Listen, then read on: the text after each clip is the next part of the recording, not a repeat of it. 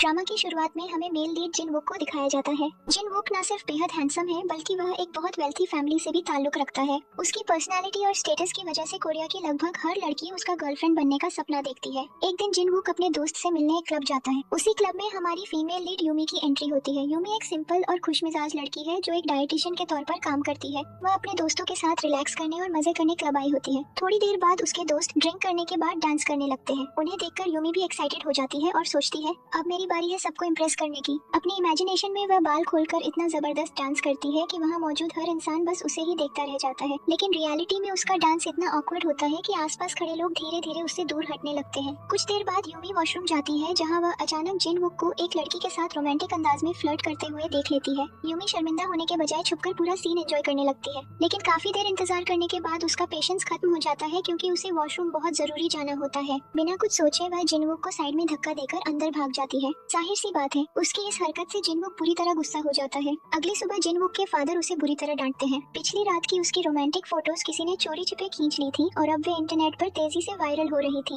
अपने बेटे की केयरलेस हरकतों से परेशान होकर उसके फादर उसे तुरंत घर छोड़कर फैमिली होटल में ट्रेनिंग करने का आदेश देते हैं। शुरुआत में जिन वुक मना करता है लेकिन आखिरकार उसके पास मानने के अलावा कोई रास्ता नहीं बचता। दूसरी तरफ यूमी अपनी कुकिंग क्लास अटेंड कर रही होती है लेकिन उसकी कुकिंग स्किल्स इतनी खराब होती है कि टीचर सबके सामने उसकी बेइज्जती कर देती है। क्लास खत्म होने के बाद जब यूमी घर पहुंचती है तो उसे एक इनविटेशन लेटर मिलता है। वह उसकी मदर की शादी का इनविटेशन होता है। कार्ड देखते ही यूमी का मूड पूरी तरह खराब हो जाता है। उधर जिन वुक ट्रेनिंग के लिए भेजे जाने से पहले ही परेशान बैठा होता है। तभी उसका असिस्टेंट एक बस की तरफ इशारा करके कहता है कि अब उसे उसी से जाना होगा। जिन वुक हैरान होकर पूछता है मैं अपनी लग्जरी कार से क्यों नहीं जा सकता, लेकिन असिस्टेंट बताता है कि उसके फादर ने खास तौर पर बस से भेजने का आदेश दिया है। किसी तरह वह जबरदस्ती जिन वुक को बस में चढ़ा देता है। यहाँ तक कि बस में बैठते हुए भी जिन वुक उसे धमकी देता है कि बाद में इसका हिसाब जरूर लेगा। उसी समय यूमी भी अपना सामान लेकर उसी बस में चढ़ती है और बस में आते ही वह अनजाने में फिर से जिन वुक की परेशानी बन जाती है। अपने बगल की खाली सीट देखकर जिन वुक उसे वहाँ बैठने को कहता है लेकिन जैसे ही यूमी बैठने की कोशिश करती है उसका बैलेंस बिगड़ जाता है और वह सीधे जिन वुक की गोद में गिर जाती है। शर्म से घबराकर वह तुरंत अपॉलॉजी मांगती है। तब जिन वुक मुस्कुराते हुए कहता है इट्स ओके, लेकिन क्या हमेशा यहीं बैठने का इरादा है? ये सुनते ही यूमी फौरन अपनी सीट पर वापस कूद जाती है। आखिरकार बस अपने आखिरी स्टॉप पर पहुंचती है और सारे पैसेंजर्स उतर जाते हैं लेकिन जिन वुक और यूमी दोनों अभी भी सो रहे होते हैं। सबसे पहले जिन वुक उठता है और बिना उसे जगाए चुपचाप बस से उतर जाता है। बाहर वह अपने असिस्टेंट का इंतजार कर रहा होता है। तभी यूमी भी बस से नीचे उतरती है लेकिन उसे पता भी नहीं चलता और उसका ट्रॉली बैग सीधे जिन वुक के पैर पर चढ़ जाता है। सबसे मजेदार बात, उसे इसका एहसास तक नहीं होता। गुस्से में जिन वुक खुद से बड़बड़ाता है। आखिरकार इस मुसीबत से पीछा छूटा।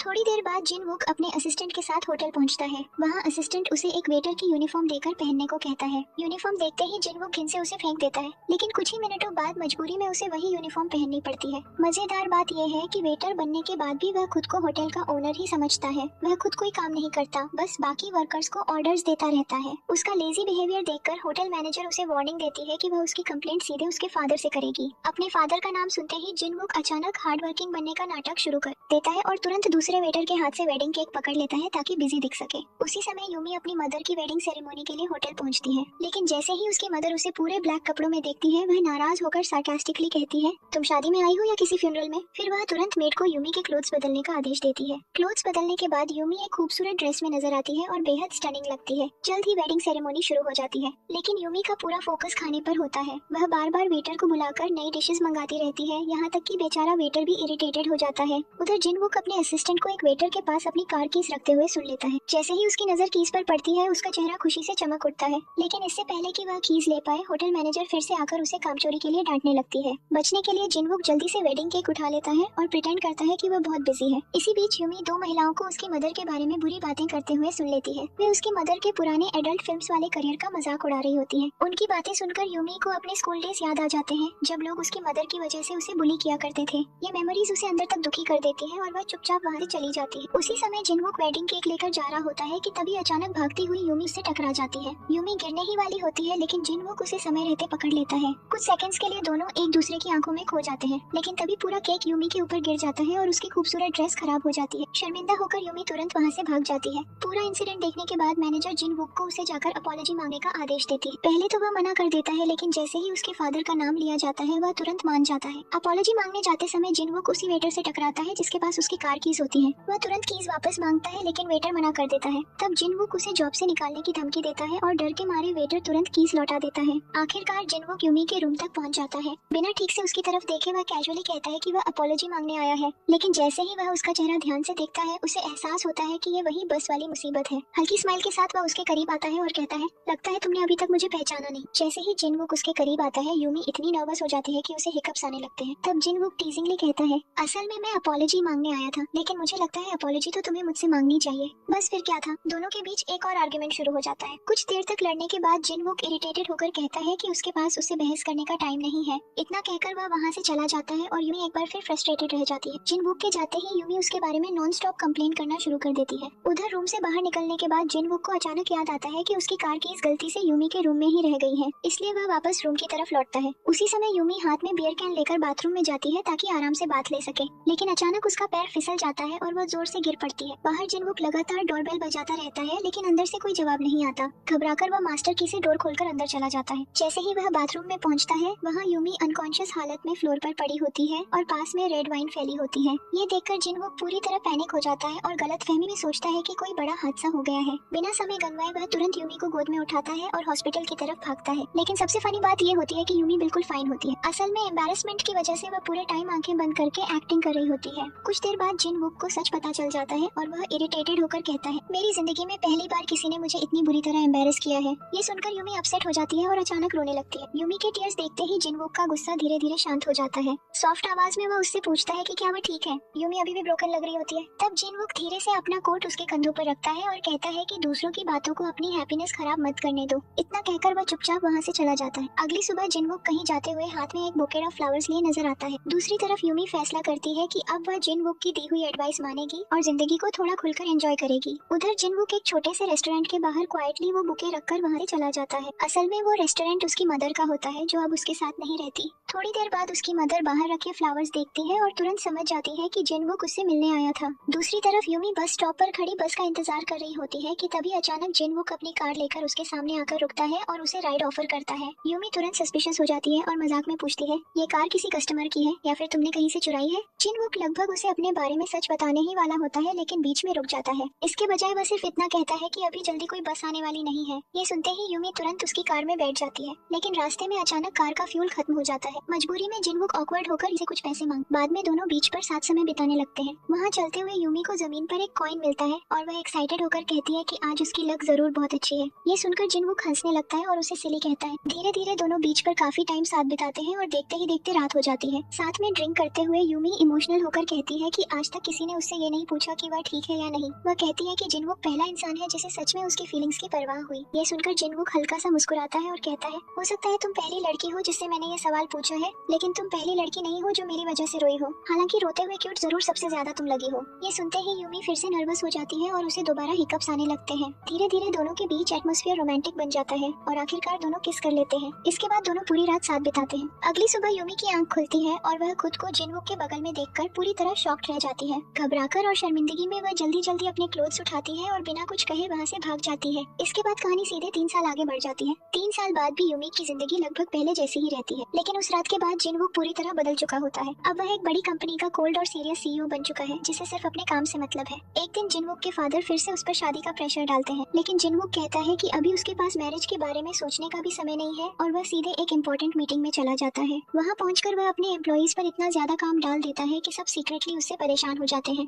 दूसरी तरफ यूमी खुशी खुशी अपने दोस्तों को बताती है कि अगले दिन से उसकी नई जॉब शुरू होने वाली है। उसके दोस्त एक्साइटेड होकर उसे कंग्रेचुलेशंस देते हैं। बाद में यूमी अपने बेस्ट फ्रेंड जोंगhyun के साथ नजर आती है। वह देखता है कि यूमी फिर से अपने रूम के बाहर ही सो गई है। वह उसे अंदर जाकर प्रॉपर्ली सोने के लिए कहता है, लेकिन आधी नींद में यूमी उसे हल्का सा धक्का देकर कहती है कि वह बिल्कुल ठीक है। अगली सुबह यूमी अपनी नई वर्क प्लेस पहुंचती है, लेकिन उसे बिल्कुल भी अंदाजा नहीं होता कि वो कंपनी असल में जिनवुक की ही है। कोइंसिडेंटली दोनों लगभग एक ही समय ऑफिस पहुंचते हैं, लेकिन एक दूसरे को नोटिस नहीं कर पाते। थोड़ी देर बाद एलिवेटर के अंदर जिनवुक अचानक यूमी को अपने सामने खड़ा देख लेता है। उसे देखकर वह पूरी तरह शॉक्ड रह जाता है और तुरंत अपने असिस्टेंट से पूछता है, क्या तुमने अभी ब्लैक सूट वाली कोई वुमन देखी? लेकिन असिस्टेंट कहता है कि उसे कोई दिखाई नहीं दिया। वह सोचता है कि शायद ज्यादा काम की वजह से जिनवुक हेलुसिनेट कर रहा है। दूसरी तरफ यूमी सभी एम्प्लॉइज के सामने अपना इंट्रोडक्शन देती है, लेकिन पूरे समय उसके कोवर्कर्स उसे अजीब तरीके से घूरते रहते हैं, जिससे वह अनकंफर्टेबल फील करने लगती है। थोड़ी देर बाद एक एम्प्लॉई उसे पूरा ऑफिस घुमाने ले जाता है। उधर जिनवुक लगातार यूमी के बारे में सोचता रहता है। स्ट्रेस इतना बढ़ जाता है कि अचानक मीटिंग रूम में ही वह बेहोश होकर गिर पड़ता है। उसे तुरंत हॉस्पिटल ले जाया जाता है। सभी एम्प्लॉइज के जाने के बाद उसका असिस्टेंट खुद को ब्लेम करते हुए कहता है कि वह रिजाइन कर देगा क्योंकि उसकी देखरेख में जिनवुक की हेल्थ बहुत खराब हो गई है। जिनवुक उसे रोकते हुए पूछता है कि आखिर वह चाहता क्या है।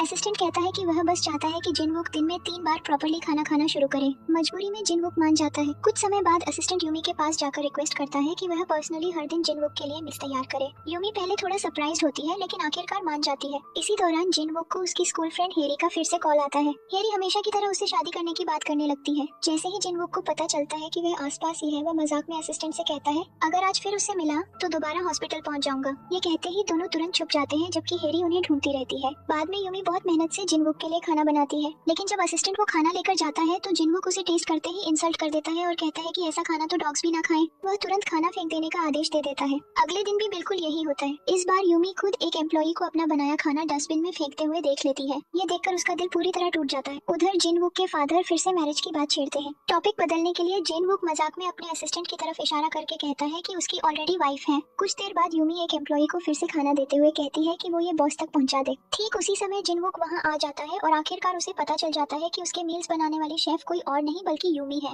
अपने ऑफिस में वापस जाकर जिनवुक यूमी का रेज्यूमे देखने लगता है और 3 साल पुरानी एम्बैरेसिंग मेमोरी याद करता है। उस रात दोनों साथ थे लेकिन सुबह यूमी बिना कुछ कहे भाग गई थी और जिनवुक आधे कपड़ों में कार के अंदर रह गया था, जहां आसपास की महिलाएं उसे देखकर हंस रही थीं। तभी से वो इंसिडेंट उसके लिए ह्यूमिलिएशन बन चुका था। वर्तमान में असिस्टेंट यूमी को जिनवुक का स्ट्रिक्ट डाइट चार्ट देता है और कहता है कि अगर उसे कुछ भी चाहिए हो तो वह सीधे मिस्टर जिनवुक से बात कर सकती है। इसके बाद जिनवुक जानबूझकर यूमी को परेशान करना शुरू कर देता है और उसके बनाए हर डिश को रिजेक्ट करने लगता है। आखिरकार यूमी जिनवुक की प्रोफाइल देखती है और धीरे धीरे उसे एहसास होता है कि ये कोल्ड सीईओ वही वेटर है जिससे वह 3 साल पहले मिली थी। पहले से फ्रस्ट्रेटेड यूमी अब कुकिंग करते समय अपना सारा गुस्सा निकालने लगती है। फिर भी जिनवुक उसका बनाया खाना रिफ्यूज करता रहता है। असिस्टेंट सुझाव देता है कि किसी दूसरे शेफ को हायर कर लेना चाहिए, लेकिन जिनवुक तुरंत मना कर देता है और कहता है कि वह सप्लीमेंट्स खाकर सरवाइव कर लेगा। बाद में जिनवुक अपने ऑफिशियल अकाउंट से यूमी को मैसेज करता है और कहता है कि उसे अचानक उसके बनाए डिश से एलर्जी हो गई है। कंफ्यूज्ड होकर यूमी पूछती है, कब से? जिनवुक कैजुअली रिप्लाई करता है, अभी से।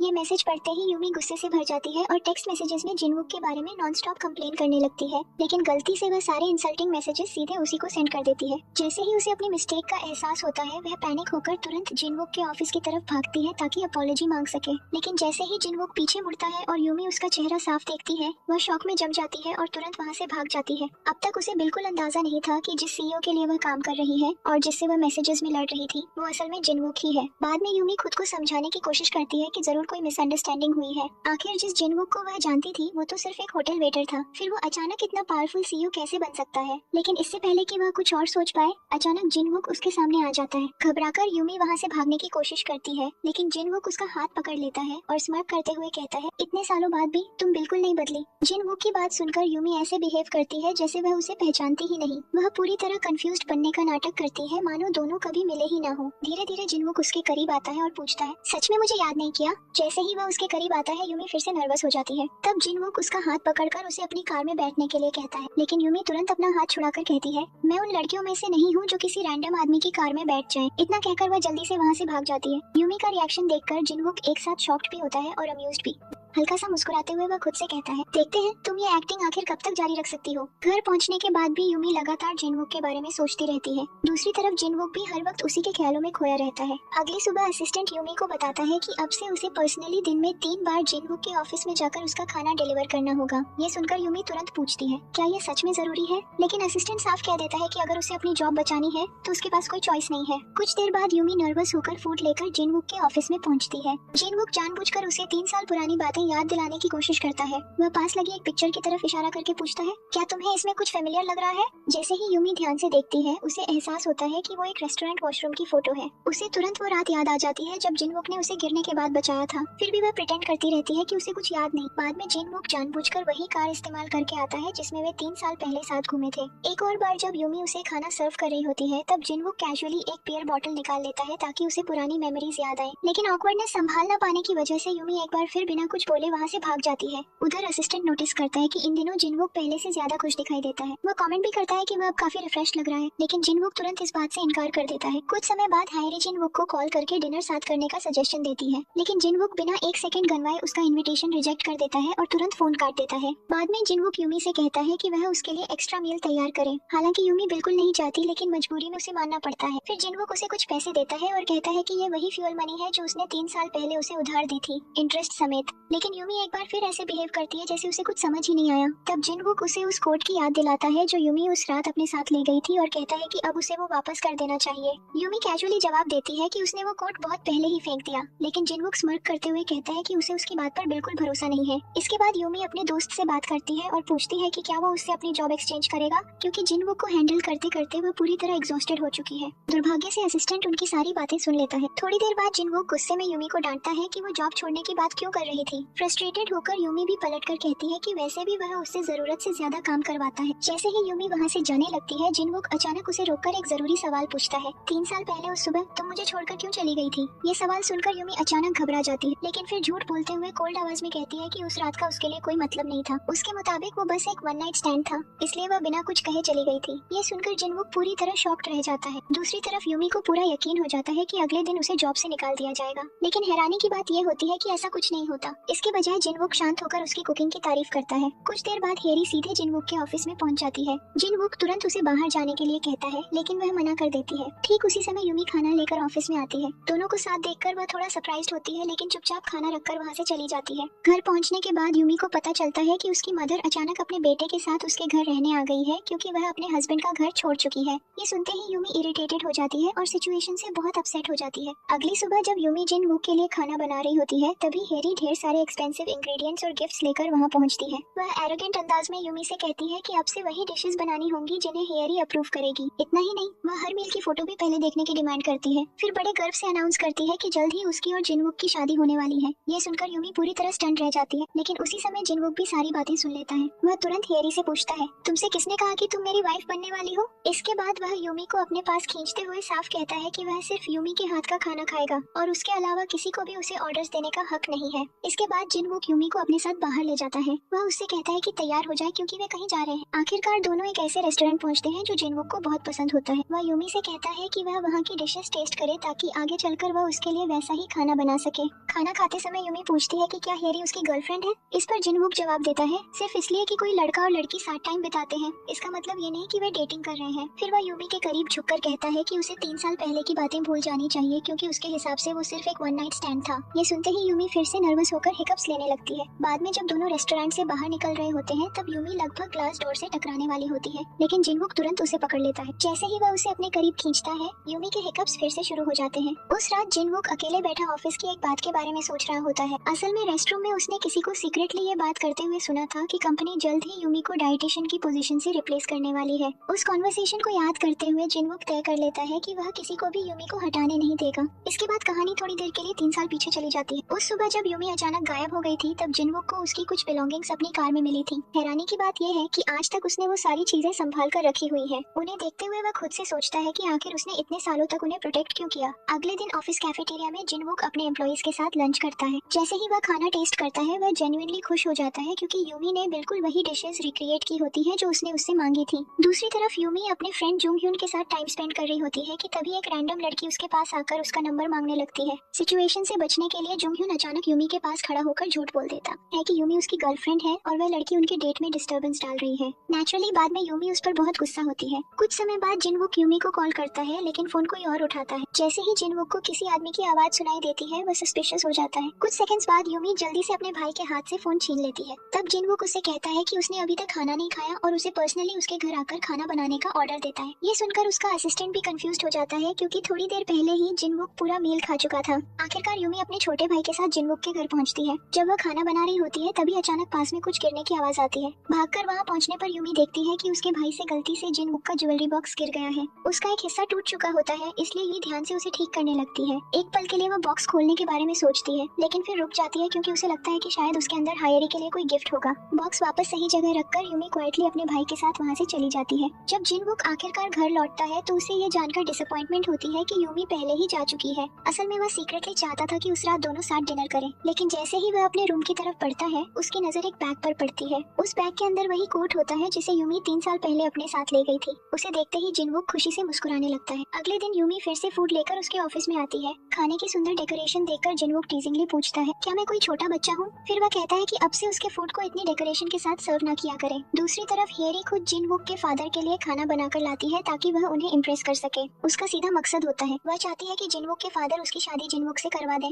और सच कहें तो जिनवुक के फादर को हेरी काफी काफी पसंद भी है। उधर जिनवुक घर पर होता है जब उसे एहसास होता है कि उसके ज्वेलरी बॉक्स को किसी ने छुआ है। ये रियलाइज करते ही वह अचानक बहुत वरीड हो जाता है। उसे तुरंत लगता है कि शायद यूमी ने बॉक्स खोलकर उसके अंदर की चीज देख ली है। अगले दिन इवन एक इम्पोर्टेंट मीटिंग के दौरान भी जिनवुक का ध्यान बार बार उसी ज्वेलरी बॉक्स पर जा रहा होता है। उसका अजीब बिहेवियर देखकर आसपास के सारे एम्प्लॉइज हैरान रह जाते हैं। आखिरकार वह फैसला करता है कि उसे सीधे यूमी से मिलकर सारी बात क्लियर करनी होगी, लेकिन वहाँ से निकलने से पहले उसकी नजर अपने रूम में पड़े एक छोटे टॉय पर जाती है। उसे देखते ही उसे कंफर्म हो जाता है कि यूमी पहले उसके रूम में आई थी और उसी पल वह तुरंत यूमी को अपने पास बुला लेता है। शुरुआत में यूमी आने से मना कर देती है और कहती है कि वह अभी नहीं आ सकती, लेकिन जिनवुक शांत आवाज में जवाब देता है, अगर तुम नहीं आओगी तो फिर मैं खुद तुम्हारे पास आ जाऊंगा। कुछ देर बाद जिनवुक उससे मिलता है और वो टॉय दिखाकर पूछता है कि क्या ये उसका है, लेकिन यूमी एक बार फिर ऐसे बिहेव करती है जैसे उसे उस टॉय के बारे में कुछ पता ही ना हो। वह ये तक छुपा लेती है कि उसका एक छोटा भाई भी है। इसके बाद जिनवुक सीधे पूछता है कि क्या वह उसके रूम में गई थी। यूमी तुरंत अपॉलॉजी मांगती है और कॉम्पेंसेशन के तौर पर उसे एक ब्रांड न्यू ज्वेलरी बॉक्स दे देती है, क्योंकि उसे लगता है कि पुराने बॉक्स में हैरी के लिए डायमंड नेकलेस रखा था।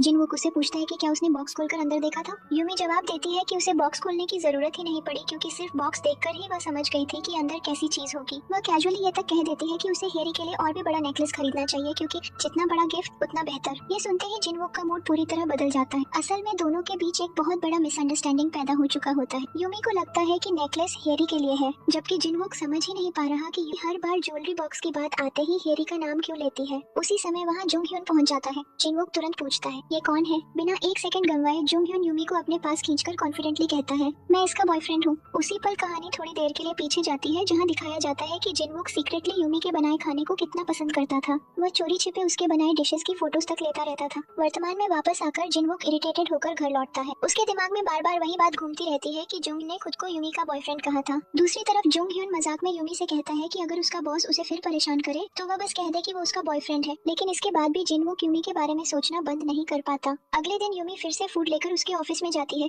जिनवुक ऐसे प्रिटेंड करता है जैसे उसने उसे नोटिस ही नहीं किया, लेकिन थोड़ी देर बाद वह टॉय उसे वापस देते हुए कहता है कि इसे अपने साथ ले जाए। इसके बदले यूमी फिर से उसे नया ज्वेलरी बॉक्स देने की कोशिश करती है। ये देखकर जिनवुक इरिटेट हो जाता है और कहता है कि आगे से वह उस ज्वेलरी बॉक्स का जिक्र भी ना करे। जैसे ही यूमी वहाँ से जाने लगती है, जिनवुक अचानक पूछता है, क्या कल वाला लड़का सच में तुम्हारा बॉयफ्रेंड है। यूमी जवाब देने से मना कर देती है और कहती है कि उसकी पर्सनल लाइफ से उसे कोई मतलब नहीं होना चाहिए। जिनवुक इंडिफरेंट बनने की कोशिश करते हुए कहता है, ठीक है, लेकिन वो लड़का मुझे थोड़ा पागल लगता है। ये सुनते ही यूमी चिढ़ जाती है। वह जुंगह्युन की तारीफ करना शुरू कर देती है और साथ ही इनडायरेक्टली जिनवुक को इंसल्ट भी करती है। फिर गुस्से में वहाँ से निकल जाती है। उसके जाने के बाद जिनवुक वहीं बैठकर सोचने लगता है कि क्या यूमी अभी उसे इंसल्ट किया था। जितना ज्यादा वह इसके बारे में सोचता है, उतना ही ज्यादा गुस्सा होने लगता है। फिर भी जब उसकी नजर यूमी के बनाए फूड पर पड़ती है तो वह क्वाइटली कंप्लेन करता है कि उसने पहले ही कहा था कि खाना इतना क्यूट और डेकोरेटिव ना बनाया करे, लेकिन शिकायत करने के बावजूद वह सीक्रेटली फिर से खाने की फोटोज लेने लगता है। अगले दिन जिनवुक का असिस्टेंट उसे जुंगह्युन की एक बुक देता है। उसे देखकर जिनवुक को पता चलता है कि जुंगह्युन असल में एक राइटर है। वह दिखावा करता है कि उसे कोई फर्क नहीं पड़ता और कैजुअली बुक को साइड में फेंक देता है, लेकिन उसका रिएक्शन साफ बता रहा होता है कि वह जेलस हो चुका है। बाद में जब यूमी उसे खाना देने आती है तब जिनवुक कोल्ड आवाज में उसे तुरंत वहाँ से जाने के लिए कह देता है, लेकिन जैसे ही यूमी बाहर निकलती है, जिनवुक सीक्रेटली अपनी पॉकेट से डाइजेस्टिव मेडिसिन निकालकर खा लेता है, क्योंकि वह पहले ही उसका काफी खाना खा चुका होता है। दूसरी तरफ यूमी जुंगह्युन से कंप्लेन करती है कि जिनवुक ने उससे पूरे दिन नॉनस्टॉप काम करवाया। वह उससे पूछती है कि क्या वह बाद में उसे लेने आ सकता है, क्योंकि वह पूरी तरह एग्जॉस्टेड हो चुकी है। दुर्भाग्य से जिनवुक उनकी सारी बातें सुन लेता है। इसके तुरंत बाद वह फिर से यूमी को अपने लिए खाना बनाने का ऑर्डर देता है। खाना खाते समय वह अचानक यूमी के बहुत करीब झुक जाता है और कहता है कि वह कुछ चेक करना चाहता है, जैसा उसे उम्मीद थी। यूमी तुरंत नर्वस होकर हिकअप्स लेने लगती है। ये देखकर जिनवुक मुस्कुराने लगता है, क्योंकि आखिरकार उसे सच समझ आ जाता है। यूमी को हिकअप्स सिर्फ तब आते हैं जब वह उसके करीब आता है। धीरे से उसका हाथ पकड़कर वह कहता है कि उसके हिकअप्स इसलिए आते हैं क्योंकि वह उसके आसपास नर्वस हो जाती है, लेकिन यूमी तुरंत उसे दूर धक्का देकर कहती है कि ये सिर्फ एक फिजिकल कंडीशन है, नर्वसनेस नहीं। उसके मुताबिक जिनवुक के आसपास रहकर वह नर्वस नहीं होती, बस अनकंफर्टेबल फील करती है। इतना कहकर वह वहाँ से चली जाती। उसकी ये बात जिनवुक को उम्मीद से कहीं ज्यादा हर्ट कर देती है। दूसरी तरफ जुंगह्युन यूमी के छोटे भाई के साथ खेल रहा होता है कि तभी अचानक एक महिला उसके पास आ जाती है। सिचुएशन से बचने के लिए जुंगह्युन मजाक में कह देता है कि वो बच्चा उसका बेटा है। ये सुनते ही वो महिला तुरंत वहाँ से चली जाती है। उधर जिनवुक लगातार यूमी की हार्श बातें याद करके इरिटेटेड होता रहता है। वहीं दूसरी तरफ यूमी जुंगह्युन से बात करते करते उसके कंधे पर सो जाती है। अगली सुबह यूमी ऑफिस जाती है। जिनवुक उसे एलिवेटर के पास नोटिस करता है, लेकिन इग्नोर करने का प्रिटेंड करता है। हालांकि जैसे ही वह उसे जुंगह्युन से बात करते हुए देखता है, वह सीक्रेटली उनकी कॉन्वर्सेशन सुनने की कोशिश करने लगता है। फिर जिनवुक अपने असिस्टेंट के जरिए यूमी तक एक मैसेज पहुंचाता है। असिस्टेंट उसे बताता है कि उसे 10 लोगों के लिए खाना तैयार करना होगा। ये सुनकर यूमी शॉक्ड होकर पूछती है कि सिर्फ वही क्यों, बाकी लोग भी तो हेल्प कर सकते हैं। लेकिन असिस्टेंट साफ कहता है कि ये मिस्टर जिनवुक का ऑर्डर है। उसी समय हायरी भी जिनवुक से मिलने पहुंचती है। पास खड़ी एक महिला उनसे पूछती है कि दोनों के बीच आखिर रिश्ता क्या है। हेरी गर्व से जवाब देने ही वाली होती है कि तभी जिनवुक कैजुअली कह देता है, हम भाई बहन जैसे हैं, मैं इसे अपनी छोटी बहन की तरह देखता हूँ। ये सुनते ही हेरी पूरी तरह स्पीचलेस रह जाती है। बाद में यूमी इवेंट लोकेशन पर पहुंचकर सबके लिए खाना तैयार करती है, लेकिन वहाँ पहुंचने के बाद उसे पता चलता है कि हेरी पहले ही एक लग्जरी रेस्टोरेंट से एक्सपेंसिव फूड ऑर्डर कर चुकी है। नेचुरली सारे एम्प्लॉइज यूमी के होममेड डिशेस छोड़कर रेस्टोरेंट वाला खाना खाने लगते हैं। ये देखकर यूमी का दिल टूट जाता है। उसे अपसेट देखकर जिनवुक गुस्से में हेरी को डांटता है और फिर यूमी को कंफर्ट करने जाता है, लेकिन यूमी उसकी कोई बात सुनने से मना कर देती है और कहती है कि उसे पता है वो सिर्फ ज्वेलरी बॉक्स वाली बात की वजह से अच्छा बनने की कोशिश कर रहा है। उसी शाम यूमी अपने कोवर्कर्स के साथ बैठी होती है कि तभी अचानक उसे जिनवुक के असिस्टेंट का कॉल आता है। घबराई हुई आवाज में असिस्टेंट कहता है कि वह तुरंत हॉस्पिटल पहुंचे क्योंकि जिनवुक की हालत बहुत खराब हो गई है। यूमी बिना समय गंवाए तुरंत वहां पहुंचती। वहां जाकर उसे पता चलता है कि जिनवुक इसलिए बीमार पड़ा क्योंकि उसने उसका बना सारा खाना खा लिया था। कुछ देर बाद जिनवुक यूमी को पास खड़ा देखता है और टीजिंगली पूछता है, आज अपने बॉयफ्रेंड से मिलने नहीं जाना? तब यूमी तुरंत साफ करती है कि जोंगhyun उसका बॉयफ्रेंड नहीं है, वो सिर्फ उसका बेस्ट फ्रेंड है। ये सुनते ही जिनवुक का मूड इंस्टेंटली अच्छा हो जाता है। इसके बाद जिनवुक एक और मिसअंडरस्टैंडिंग क्लियर करता है। वह यूमी से कहता है कि हेरी उसकी गर्लफ्रेंड नहीं है और ज्वेलरी बॉक्स भी उसके लिए नहीं था। फिर धीरे से एडमिट करता है कि जिसे वह सच में पसंद करता है वो कोई और है। आखिरकार दोनों को ऑनेस्टली बात करते देख असिस्टेंट भी खुश हो जाता है। बाद में जब यूमी धीरे से जिनवुक को ब्लैंकेट ओढ़ा रही होती है तभी अचानक जिनवुक उसका हाथ पकड़ लेता है। उस रात यूमी क्वाइटली पूरी रात उसके पास ही बैठी रहती है। अगली सुबह ऑफिस में यूमी की सुपरवाइजर नोटिस करती है कि आज वह काफी चेयरफुल लग रही है। वह टीजिंगली पूछती है, लगता है तुम्हें बॉयफ्रेंड मिल गया है? शर्मिंदगी में यूमी तुरंत मना कर देती है। उधर जिनवुक का असिस्टेंट उसे याद दिलाता है कि यूमी पूरी रात हॉस्पिटल में उसके साथ रुकी थी, लेकिन जिनवुक ऐसे प्रिटेंड करता है जैसे उसे इससे कोई फर्क ही नहीं पड़ता।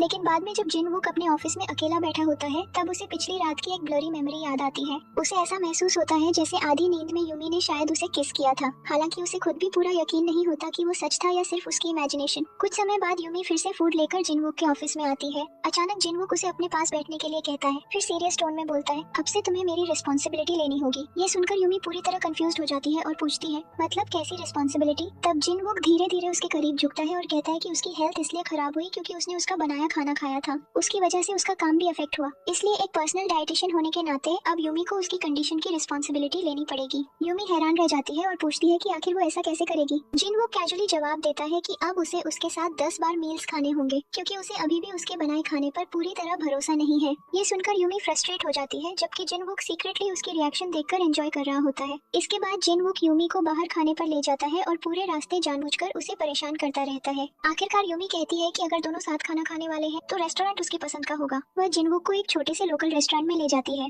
जैसे ही जिनवुक उस जगह को देखता है वह तुरंत कंप्लेन करना शुरू कर देता है। वह कहता है कि रेस्टोरेंट अनहाइजेनिक लग रहा है और छोटी चेयर्स की वजह से वह वहाँ ठीक से बैठ भी नहीं सकता क्योंकि उसकी लेग्स बहुत लंबी है। लेकिन यूमी उसकी बात पूरी तरह इग्नोर करके अंदर चली जाती है। मजबूरी में जिनवुक भी उसके पीछे अंदर जाता है। खाना खाते समय गलती से कुछ फूड जिनवुक की शर्ट पर गिर जाता है। यूमी इंस्टिंक्टिवली उसे साफ करने के लिए आगे बढ़ती है, लेकिन जिनवुक तुरंत उसे टीज करते हुए कहता है, बिना परमिशन मेरे चेस्ट को टच मत किया करो। वह मजाक में उसे कार वाली पुरानी बात भी याद दिलाता है और पूछता है कि क्या उसे इतनी आसानी से फिजिकल कांटेक्ट करने में शर्म नहीं आती। बाद में साथ ड्राइव करते हुए जिनवुक पहली बार अपने चाइल्डहुड के बारे में खुलकर बात करता है। वह बताता है कि जब वह छोटा था तभी उसके पेरेंट्स का डिवोर्स हो गया था और तब से वह हमेशा अकेलापन महसूस करता आया है। वह ये भी एडमिट करता है कि उसे अपनी मदर के हाथ का होममेड फूड बहुत याद आता है। दूसरी तरफ जोंगhyun किसी काम से एक जगह जाता है कि तभी हेरी गलती से उसे वहाँ का एम्प्लॉई समझ लेती है और कैजुअली उसके हाथ में शॉपिंग बैग्स थमा देती है। बेचारा जोंगhyun पूरी तरह कंफ्यूज रह जाता है। उधर जिनवुक यूमी को एक रेस्टोरेंट में मिलने के लिए बुलाता है। कुछ देर बाद जिनवुक वहाँ इतनी ड्रामेटिक एंट्री मारता है कि रेस्टोरेंट में मौजूद हर इंसान उसे देखने लगता है। लेकिन जैसे ही वह अंदर जाने वाला होता है एक वेटर उसे रोककर बाकी लोगों की तरह वेटिंग नंबर थमा देता है। जिनवुक तुरंत उसे पैसे देकर लाइन स्किप करने की कोशिश करता है, लेकिन वेटर साफ मना कर देता है, जिसकी वजह से दोनों के बीच वहीं बहस शुरू हो जाती है। थैंकफुली उसी समय यूमी वहाँ पहुँच जाती है और उसे ट्रबल क्रिएट करने के लिए डांटती है। तभी अचानक जिनवुक यूमी की तरफ देखकर कहता है, तुम्हारे साथ रहने के लिए मैं कुछ भी कर सकता हूँ। इसके बाद वह उसकी अपीयरेंस की तारीफ करते हुए कहता है कि आज वह खास तौर पर बहुत ब्यूटीफुल लग रही है। यूमी कैजुअली जवाब देती है कि वह घर पर भी ऐसे ही रेडी होती है, लेकिन फ्लैशबैक में दिखाया जाता है कि असल में उसने सिर्फ जिनवुक से मिलने के लिए इतनी केयरफुली तैयार हुई थी। थोड़ी देर बाद उनका नंबर आ जाता है और जिनवुक नेचुरली यूमी का हाथ पकड़कर उसे अंदर ले जाता है। बाद में जब दोनों साथ वापस लौट रहे होते हैं तब जिनवुक नोटिस करता है कि यूमी के शूलेसेस खुले हुए हैं। वह तुरंत घुटनों पर बैठकर उसके शूलेसेस बांधने लगता है। शर्मिंदगी में यूमी कहती है कि वह खुद भी ये कर सकती थी। तब जिनवुक मजाक में पूछता है, तो क्या फिर से खोल दूं? ये सुनकर यूमी और ज्यादा फ्लस्टर्ड हो जाती है। इसके बाद जिनवुक उसे ड्रिंक के लिए पूछता है, लेकिन यूमी तुरंत एक्सक्यूज बनाकर कहती है कि उसे अपने डॉग को खाना खिलाने जाना है और जल्दी से वहाँ से निकल जाती है। उसी रात यूमी जोंगhyun से मिलती है। उसे लगातार मुस्कुराते देखकर जोंगhyun पूछता है कि आखिर वह इतनी खुश क्यों लग रही है। आखिरकार उसे पता चलता है कि यूमी यूमी को जिनवुक के साथ 10 बार मील्स खाने हैं। ये सुनते ही वह इरिटेट हो जाता है, लेकिन जब यूमी एडमिट करती है कि उसे सच में जिनवुक के साथ खाना खाना अच्छा लगता है,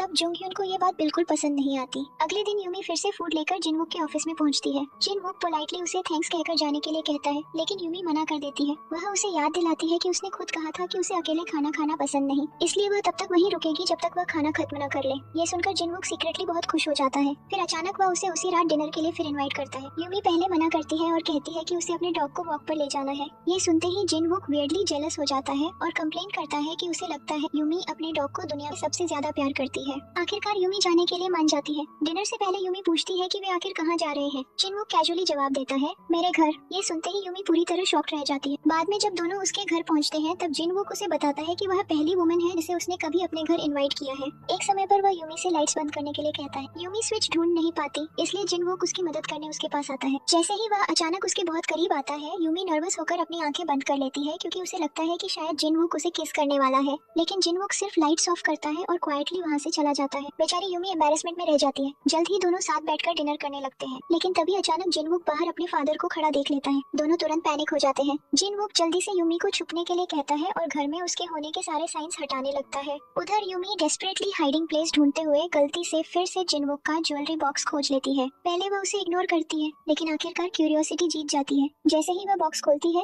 वह पूरी तरह शॉक्ड रह जाती है क्योंकि उसके अंदर 3 साल पहले की उसकी अपनी बिलोंगिंग्स रखी होती है, जिन्हें जिनवुक ने इतने सालों तक सीक्रेटली संभाल कर रखा था। उसी समय जिनवुक के फादर टेबल पर रखी 2 डिनर प्लेट्स देखकर सस्पिशियस हो जाते हैं। उन्हें डिस्ट्रैक्ट करने के लिए जिनवुक जल्दी से कैंडल बुझा देता है, लेकिन तभी अचानक जिनवुक के रूम से तेज आवाज आती है। उसके फादर तुरंत वहां जाने लगते हैं। जिनवुक घबराकर उन्हें रोकने की कोशिश करता है और लाउडली कहता है कि वह खुद जाकर चेक करेगा, लेकिन उसके फादर उस पर भरोसा नहीं करते और उसके पीछे पीछे चल पड़ते हैं। फिर अचानक उसके फादर बाथरूम की तरफ इशारा करके पूछते हैं कि अंदर क्या है। ये सुनकर जिनवुक घबराकर उधर देखता है क्योंकि उसे लगता है यूमी पकड़ी गई, लेकिन लकीली वहाँ यूमी नहीं, सिर्फ एक कैट होती है। राहत की सांस लेते हुए उसके फादर हंस पड़ते हैं और कहते हैं कि उन्हें लगा था जिनवुक सीक्रेटली किसी लड़की को घर में छुपा रहा है। आखिरकार जब उसके फादर वहाँ से चले जाते हैं, तब जिनवुक पूरे घर में यूमी को ढूंढना शुरू करता है और आखिर में उसे कबर्ड के अंदर छुपी हुई पाता है। अगले दिन जिनवुक के फादर सीक्रेटली असिस्टेंट को कॉल करके कहते हैं कि उन्हें शक है जिनवुक किसी को डेट कर रहा है। वह असिस्टेंट को उस पर नजर रखने का ऑर्डर देते। दूसरी तरफ जिनवुक यूमी से कहता है कि उसे उसके साथ एक बिजनेस ट्रिप पर चलना होगा क्योंकि कुछ इंपॉर्टेंट क्लाइंट्स आने वाले हैं और वह चाहता है कि यूमी पर्सनली उनके लिए खाना बनाए। उधर हियरी एक कैफे में जुंगhyun से मिलती है और उसे अपने फैशन शो में आने का इन्विटेशन देती है, लेकिन जैसे ही वह उसे ध्यान से देखती है, उसे एहसास होता है कि ये वही आदमी है जिसे उसने पहले स्टोर एम्प्लॉई समझ लिया था। फिर भी पोलाइटली दोबारा इनवाइट करने के बावजूद जुंगhyun उसे कोई जवाब नहीं देता। कुछ समय बाद जिनवुक यूमी के घर के बाहर उसका इंतजार करता है। जब यूमी बिल्कुल वही ड्रेस पहनकर बाहर आती है जो उसने 3 साल पहले पहनी थी, तब जिनवुक उससे अपनी नजरें ही नहीं हटा पाता। धीरे से उसके करीब जाकर वह सिंसियरली कहता है कि उस ड्रेस में वह बेहद ब्यूटीफुल लग रही है। इसके बाद वह उसे उसी होटल में लेकर जाता है जहाँ वे 3 साल पहले पहली बार मिले थे। जैसे ही यूमी उस जगह को पहचानती है, वह तुरंत अंदर जाने से मना कर देती है, लेकिन जिनवुक जेंटली उसका हाथ पकड़कर उसे अपने साथ अंदर ले जाता है। बाद में बिजनेस मीटिंग के दौरान क्लाइंट्स को यूमी का बनाया खाना बेहद पसंद आता है। काम खत्म होने के बाद यूमी अपने रूम में लौटती है जहाँ उसे एक मिस्टीरियस गिफ्ट बॉक्स मिलता है। जब वह बॉक्स खोलती है, तब उसके अंदर एक बेहद गॉर्जियस ड्रेस होती है जो खास तौर पर जिनवुक ने उसके लिए भेजी होती है। उस शाम जिनवुक नीचे उसका इंतजार कर रहा होता है और जैसे ही यूमी वो ड्रेस पहनकर उसके सामने आती है, जिनवुक पूरी तरह स्टन रह जाता है क्योंकि वह बेहद खूबसूरत लग रही होती है। लेकिन तभी अचानक एक वेटर गलती से उसकी ड्रेस पर वाइन गिरा देता है। शॉक में यूमी का बैलेंस बिगड़ जाता है, लेकिन जिनवुक तुरंत उसे अपनी आर्म्स में पकड़ लेता है। उसे अपने करीब पकड़े हुए वह धीरे से फिर कहता है कि आज वह बहुत ब्यूटीफुल लग रही है। नेचुरली यूमी फिर से नर्वस होकर हिकअप्स लेने लगती है। तभी जिनवुक टीजिंगली कहता है, मैं तुम्हारी बात नहीं कर रहा, मैं ड्रेस की बात कर रहा हूँ, ये बहुत एक्सपेंसिव है। ये सुनते ही यूमी इरिटेट हो जाती है और दोनों फिर से आर्ग्यू करने लगते हैं। उसी समय वही होटल मैनेजर अचानक वहाँ आ जाती है जो 3 साल पहले हमेशा जिनवुक को परेशान करती थी। वह यूमी से अपॉलजी मांगती है क्योंकि एक वेटर ने उसकी ड्रेस पर वाइन गिरा दी थी। जिनवुक कैजुअली कहता है कि कोई बात नहीं, लेकिन मैनेजर तुरंत जवाब देती है, मैं यूमी से माफी मांग रही हूँ, तुमसे नहीं। इसके बाद वह जिनवुक को याद दिलाती है कि होटल के प्रेसिडेंट होने के नाते उसे भी अपॉलजी मांगनी चाहिए। ये सुनकर यूमी उसे टीज करने लगती है और कहती है कि उसे प्रॉपर्ली सॉरी बोलना चाहिए। मजबूरी में जिनवुक मैनेजर के साथ मिलकर अपॉलजी मांगता है। जाने से पहले मैनेजर कॉम्पेंसेशन के तौर पर यूमी को वाइन की एक बोतल गिफ्ट करती है। इसके बाद जिनवुक और यूमी साथ में बहुत अच्छा टाइम स्पेंड करते हैं। दूसरी तरफ आयरनी ये होती है कि उसी समय हेरी और जुंगhyun साथ बैठकर ड्रिंक कर रहे होते हैं क्योंकि दोनों एक जैसी सिचुएशन में फंसे होते हैं। जिन लोगों को वो पसंद करते हैं वे इस वक्त एक दूसरे के साथ डेट पर होते हैं। अगली सुबह जिनवुक यूमी को टेक्स्ट करके पूल साइड पर मिलने के लिए बुलाता है। जब यूमी वहाँ पहुँचती है तो वह पूछती है कि उसने उसे वहाँ क्यों बुलाया। जिनवुक कैजुअली जवाब देता है कि स्विमिंग करते समय कभी कभी उसका बॉडी फ्रीज हो जाता है, इसलिए उसे उसकी केयर की जरूरत है। इतना कहने के तुरंत बाद वह स्विमिंग के लिए अपने कपड़े उतारने लगता है। ये देखकर शर्मिंदगी में यूमी तुरंत तुरंत अपनी आंखें बंद कर लेती है। जिनवुक हंसते हुए कहता है,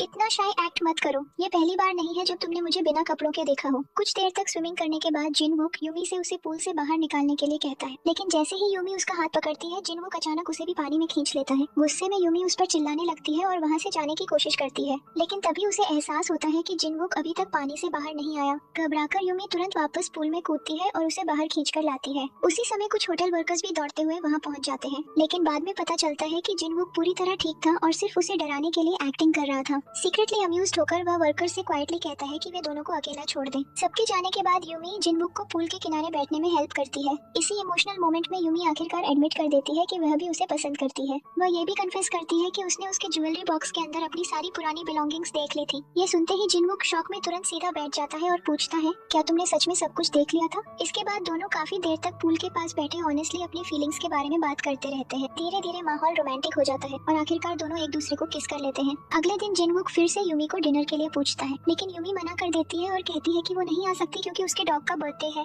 ये सुनकर जिनवुक पूरी तरह स्पीचलेस रह जाता है। वह अपने असिस्टेंट से तक कंप्लेन करता है कि यूमी शायद उससे ज्यादा अपने डॉग की केयर करती है। उसी शाम हम देखते हैं कि यूमी अपने फैमिली के साथ अपने छोटे भाई का बर्थडे सेलिब्रेट कर रही होती है। तभी अचानक जिनवुक वहाँ डॉग फूड लेकर पहुँच जाता है। उसे देखकर यूमी पूरी तरह शॉक्ड रह जाती है। फिर यूमी की मदर डॉग फूड देखकर पूछती है कि ये किसके लिए है। कंफ्यूज्ड होकर जिनवुक उल्टा पूछता है कि वो छोटा बच्चा किसका है। यूमी की मदर कैजुअली जवाब देती है कि वो उसका बेटा है। ये सुनते ही जिनवुक पूरी तरह सरप्राइज हो जाता है। उधर जुंगhyun और जिनवुक पहली बार आमने सामने आते हैं। दोनों के बीच एटमॉस्फेयर इतना टेंस हो जाता है कि बर्थडे पार्टी कम और किसी वॉर की शुरुआत ज्यादा लगने लगती है। यूमी डेस्परेटली दोनों को शांत करने की कोशिश करती है, लेकिन दोनों में से कोई भी पीछे हटने को तैयार नहीं होता। आखिरकार दोनों साथ बैठकर काफी ज्यादा ड्रिंक कर लेते हैं। अगली सुबह जिनवुक की आंख यूमी के घर में खुलती है। यूमी का छोटा भाई तुरंत उसे नॉनस्टॉप परेशान करना शुरू कर देता है। कुछ देर बाद यूमी की मदर कहती है कि उसे कहीं जाना है और थोड़ी देर के लिए बच्चे का ध्यान रखने को कहती है। फिर मजाक में जोड़ती है कि अगर उसे उसकी बेटी को इम्प्रेस करना है तो बेबी सिटिंग अच्छे से करनी होगी। उनके जाने के बाद जिनवुक बच्चे को प्लेग्राउंड ले जाता है। इतना हैंडसम आदमी किसी बच्चे का ध्यान रख रहा हो, ये देखकर आसपास मौजूद खासकर महिलाएं तुरंत उसकी तरफ अट्रैक्ट होने लगती है। सरप्राइजिंगली जिनवुक खुद भी बच्चों के साथ खेलते हुए काफी एंजॉय करने लगता है। उसी समय संयोग से जिनवुक के फादर वहाँ से गुजर रहे होते हैं। जब वो जिनवुक को बच्चे के साथ इतनी खुशी से समय बिताते देखते हैं तो पूरी तरह शॉक्ड रह जाते हैं। पास खड़ी कुछ महिलाएं तो ये तक कह देती हैं कि बच्चा बड़ा होकर बिल्कुल अपने फादर जितना हैंडसम बनेगा, जिससे मिसअंडरस्टैंडिंग और बढ़ जाती है। बाद में जिनवुक बच्चे को वापस घर छोड़ता है और उसकी बहुत केयर करता है। थोड़ी देर बाद यूमी भी वहाँ पहुँच जाती है। जिनवुक सीधे उसे पूछता है कि वो बच्चा असल में किसका है। सच छुपाने के लिए यूमी झूठ बोलती है और कहती है कि उसकी मदर उस बच्चे से बहुत प्यार करती है, इसलिए तीनों साथ रहते हैं। कुछ समय बाद जिनवुक के फादर उसे 3 साल पुरानी उसकी और यूमी की एक फोटो दिखाते हैं और पूछते हैं कि कहीं वो बच्चा उनका बेटा तो नहीं। ये सुनकर जिनवुक पूरी तरह शॉक हो जाता है। जितना ज्यादा वो इस बारे में सोचता है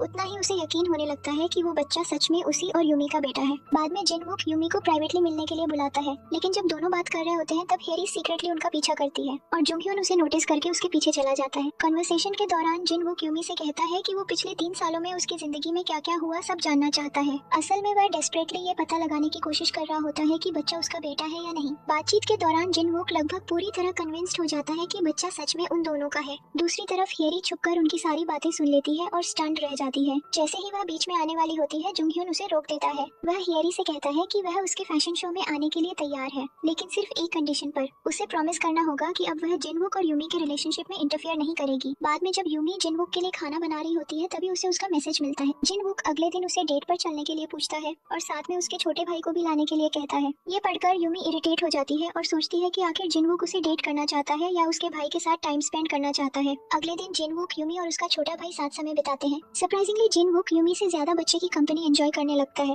एक समय पर वह यूमी को एक गिफ्ट भी देता है, लेकिन जब यूमी उसे थैंक्स बोलती है तब वह कैजुअली बता देता है कि वो गिफ्ट उसके लिए नहीं उसके भाई के लिए है।